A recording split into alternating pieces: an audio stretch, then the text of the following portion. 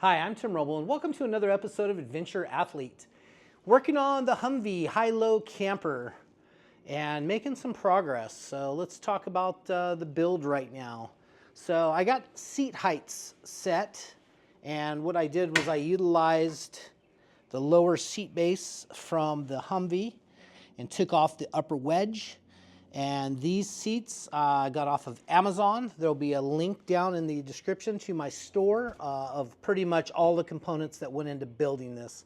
Almost everything in this truck was bought off of Amazon just because it's easy, safe, and it shows up at my door. So back here, kind of got all of the wood in, and I put the wood down here, and those are stuck in place with a Sikaflex 291. And that's down and looking good. I just did a quick coat of paint. Underneath all of this also is, what is the name of that mat? It's over here, Kilomat. So I got about a half a box in there, and I'll be putting some more in some of the other spots. And that just takes out a little bit of the ring and everything of the vehicle. In case you have not been following the vehicle, what I did was I built a, basically put a 2-inch body lift on the Humvee, and we'll go down here, take a look. That all ties into the frame. 2x2 by quarter wall coming out. The rock sliders I fabricated out of 2x2 by quarter, and then I came in here and hollowed out the B pillar and set that up to have 2x2 by 188, which is the rest of this square tube frame. And just like I normally do, I installed this over that, which would make sense on the nodes, but ended up having to move that back because I'm a 6'3", 235-pound dude that's going to get in this, and I want to be comfortable driving this down the road at longer distances. Real quick, you can see the doors on this are the light armor, and the windows are actually, let's see if I can get one up. This is the used window. All the rest are brand new, but they're about 1 inch thick, and then the fronts are 1.5 inches thick and weigh 128 pounds a piece. I'll work on getting this trans module mounted, and so far I don't have a whole lot configured for this area. I'm thinking maybe tools and some foam. I like to carry a drill, an impact, impact as well for lug nuts, and a cutoff wheel and sander. That kind of gives you a good thing, as well as basic hand tools, because as you know, you really need to be able to fabricate when you're out. And I'm building this as actually a 4-wheel drive overland vehicle that's going to get used. So I have the Hutchinson beadlocks on it with the 40-inch Yokohama tires, the Geolanders XMTs, and I'm reading that to you as we're going down the road there. I've set this up. So how this is going to work, this is the inner shell, and I'm basically going to do an outer shell, and then on linear actuators, when you get to where you're going to camp, you're going to push a button, and basically this outer shell is going to travel up 30 inches, and then I'll have flip-up sides for the places that don't cover. So the plan is right now is to make this thing 100% hard side all the way around. Laying out the back, if you haven't been following, the spares are 40s also on spindles. You can see how much stuff there was there that fell out. I had already mocked up the winch. It was at an angle. I didn't really like the way it just aesthetically looked, so I cut it out, and I'm going to raise that up because my thought process is I want a little door where I can kind of open that up and then fish the cable through the wheel and then back up and through. And so I can winch these back up into place. And to do that right, I really need to have the winch where I can get under it and around it. So that's what that is. Once again, I got all the wood in. So we'll move this water tank, 22 gallons of water. I still have a final Sikaflex to do down the center here, but I left this open right through here as the drain. So as you'll take a shower, the water will run off, go down and fall through. And I'll probably do a small little teak bulkhead here just to keep that separate, and then that'll have a shower curtain. Kind of setting up this back half as the bathroom. Love the way that's turned out. Leveled the toilet. You know, you're never going to be 100% level, but that's going to work, I think, really, really well for almost everything.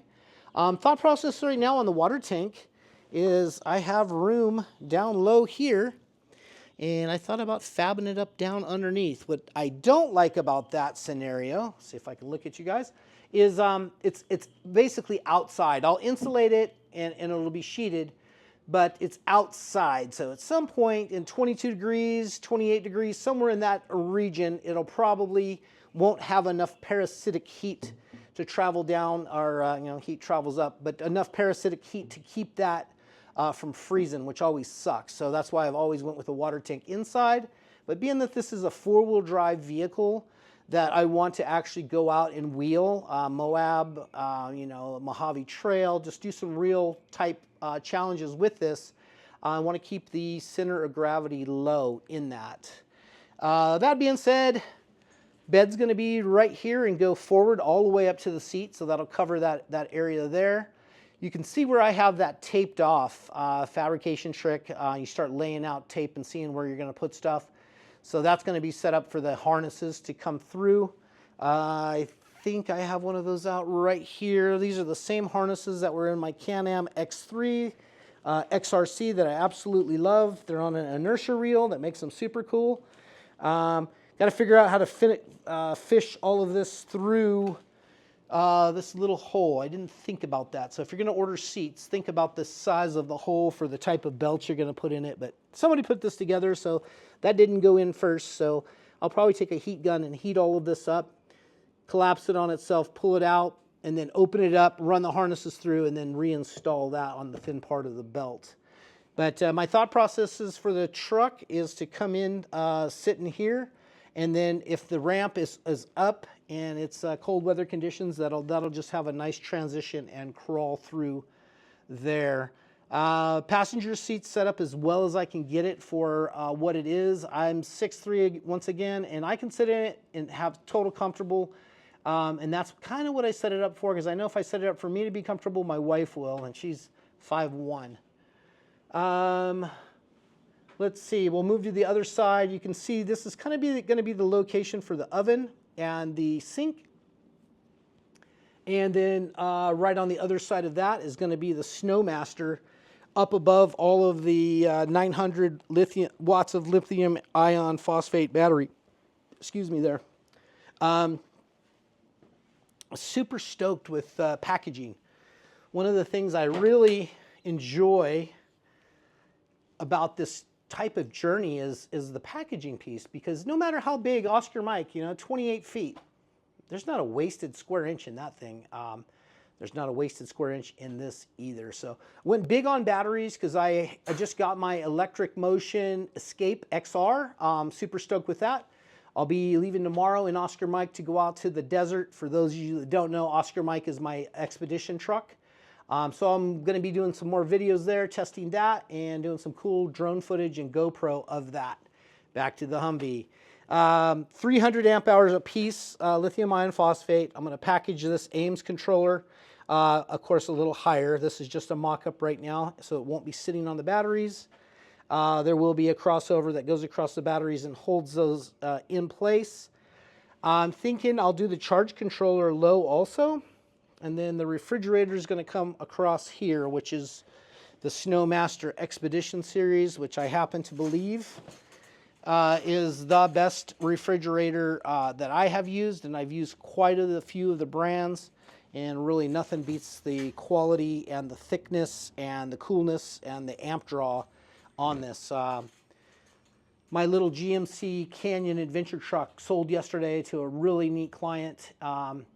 Picked it up, paid for it, it's on the road. So this was the first day waking up without it, and my soul was driving away as he left. That truck has been so good and such a great, well-proven platform that just made it easy. If I had a buddy that says, hey, we're going to be out in the desert this weekend, it'd take me maybe 20 minutes to grab a few little things, because everything just stayed in that. And it was so easy to just jump in it, so easy to drive. And that's what I'm trying to replicate with this Humvee project, is trying to replace that. This won't be as comfortable to drive. it may or may not be as reliable. I sought out when I was looking for this platform. I got the, what is this, 1165 A1 with a 6.5 turbo in it, 4-speed. And then this motor only has like 900 hours on it, so I'm super stoked on that. So that equates to about 5,000 miles, so it's brand new. And I think the only reason they got rid of it, it had a little body damage in the rear, and I was good with that. So worked out really, really well. Super stoked on this project. So yeah, Adventure Truck is gone. This is the replacement, and I'm super thrilled with how this has turned out. It's actually a pretty neat process to go through and solve all these little problems. This right here is for the fuel, and I think that might be stuck down a little bit. So that's fuel door access. I still left that as access. That'll go down and get screwed in place. Then I made a little cover. I usually do padding, and I'm going to in this, but I always use the Herculiner to encase the wood 100%, so you're not having any problems. If you had a leak or if you spill inside, you're not going to ruin all your plywood or anything like this. And I used birch marine grade, and then I put the Herculiner on it. I think I have a can of that. Once again, that'll be on my Amazon store. I think I'm on my 12th can of this stuff now, but that's what it looks like in black. That doesn't cost you any more to use my link. If you see something that you follow the link and see something you don't want, if you end up buying something on Amazon, I get a little bit of credit for that, like a whole % or so. I'm talking about the back door. This will be framed up to match this at this level, so it'll kind of just hide the bathroom as the ramp drops down. It'll make the ramp lighter. I'll still be able to put my electric motion, or my KTM 500, or a mountain bike, or my Stark Varg. And yes, that is finally in. It's about 2 weeks out right now, so I'm trying to make arrangements on figuring out how I'm going to get out there and pick that up, and I'm super stoked on that. 80 horsepower gray Alpha. I had changed at the last minute to a 60, but they had already shipped the 80, and so I'll take the 80. It's probably better for resale. I probably won't keep the thing forever, but I think 80 will have a better resale, but I don't think you'll ever need even 60 horsepower on that bike. From what I've been seeing. Okay, back to Humvee. Let's talk about a little bit about the process here, the life process of this. I work every day. If you watch my Instagram, it looks like I ride my bike and go for runs and walk the dog and just out chasing butterflies all day. But the truth of the matter is I get up, I do some social media, I come out, hammer down on this. If it's a rainy day, it's all day on this. If it's a nice day, I'll put some time into this to get warm enough to go put in 35 to 50 miles on the bicycle, and then back and working on this. So you're going to see a lot more content coming. I have a younger, it's actually two younger men in their 20s, and they want to start their own fab shop out of the garage. So I'm going to be doing a specific series on his first question.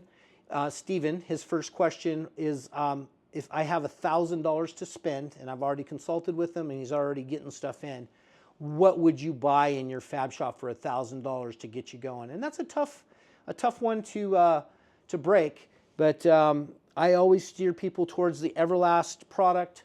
You can see I believe in this, and this is not a sponsored ad. Got Everlast there, I got Everlast there, the new Typhoon 330. I've had the 230 also. Awesome welders. But yeah, starting them out with a Everlast MIG welder. I'm going to see if I can get one of those in so I can show you guys the settings, and it would be perfect for building a project like this and starting your journey on that. So got a lot of that type of stuff coming. You can see I'm up in the game, a nicer shirt, wireless mic. So hopefully when I spin the camera around, all of this works really well. And just trying to step up the game a little bit and bring you guys really good, true content. And I will never try to point you in a direction of something that I don't use and don't 100% believe in. So that's going to be it for there. Talk about the Harbor Freight bead roller. So that's where I rolled all of this 3-roll, not a bead roller. That's where I rolled these arcs. And I did that just using the standard wheel. And I had it stuck in the ground there, and it was wearing me out. And I just used the 2-inch dies to do it, and they came out within about 1/8 of an inch of true, which is good. But I went ahead and ordered Swag's Off-Roads roller for 2-inch square, because my thought process on that is I'll roll the bins because the outside is going to be really important because it's going to show. And I think what's going to end up happening is this is going to get cut off, and that's going to go straight and then down, and then I'll build a hoop over that with the outer shell because it'll be a little taller, and that'll be easier to make that flip-up panel work without having to follow that arc. So, but back to this, I ordered this pipe threader and utilizing that, and that's working really good to roll arcs. It's taken the process from about 35 minutes and 135 heart rate to about 4 or 5 minutes and maybe 100 heart rate. Just makes that whole process easier. And I got that mounted on a scissor lift motorcycle stand that I use for a lot of different projects that work really well. And those are actually on my Amazon site also. I'm trying to upload everything I use in the shop. And if you guys don't know and haven't been following, please like and subscribe if you would. Please comment. Tell me what you would like to see more of, what you're excited about. But I sold off most of the shop, and I decided, like, when I came back from King of the Hammers, that I don't have, I felt like a part of me was missing, kind of like the truck leaving. I'm getting over that.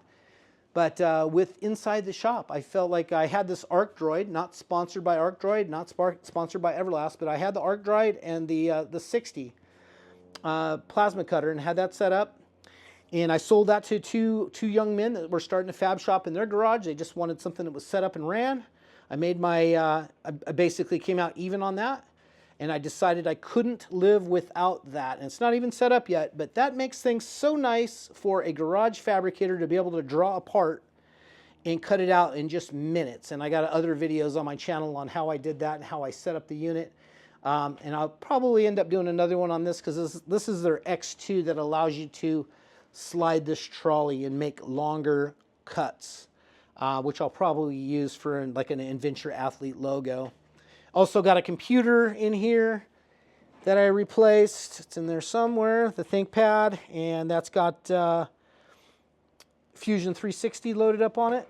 And that should be a nice deal to draw on. And, you know, like you just look around here, pretty much everything either came from Harbor Freight, Everlast Direct, or Amazon Direct on the Everlast. Pretty much everything I do just shows up at the door, and I absolutely love that. These fabrication tables have worked out super strong and really make nice parts on them. So questions, comments, Humvee, are you guys excited to see that done? I know I am. I am going to be going out and doing trips, so it's going to be back and forth. I'm not looking to just go through this because as I take a little bit longer to think about things, driving down the road or out riding, I come up with better ideas of how to do things, and that's part of the process of fabrication. Basically, you're just solving problems through metal cuts and welding, bending, arcing, rolling. It's the same thing. You just get out in the garage and learn something every time, and I absolutely love that skill set, and I'm glad I did not give that up. So there'll be more of that. I'm going to try to break things into different days. You know, Thursdays is going to be more motorcycle content. Because the local track at Glen Helen is open on Thursdays, so that'll probably be my easy go-to. And I'll be doing some more stuff on the Stark Varg and the Electric Motion, as well as the KTM 500 EXE. That's been a wonderful motorcycle, and I'm glad I built it, and that might be my last gas-powered bike for a long time. We'll see. But that's going to be it for now. Once again, I appreciate each and every one of you guys, and if you made it this long, please hit the like, subscribe, or be a hater and leave me a crappy comment. That's going to be it for now. I'm Tim Roble, and I'll catch you here next time.